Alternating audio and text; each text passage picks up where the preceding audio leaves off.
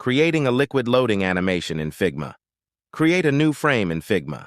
Add a circle to the frame. Use the pen tool to create a wave shape.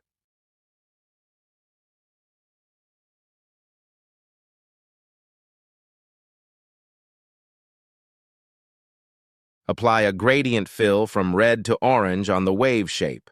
Duplicate the wave shape. Color the duplicated shape black with 30% opacity. Position both wave shapes over the circle.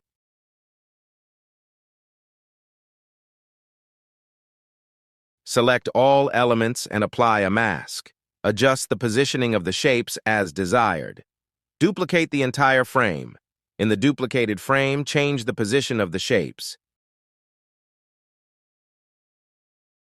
Switch to the Prototype tab to set up the animation.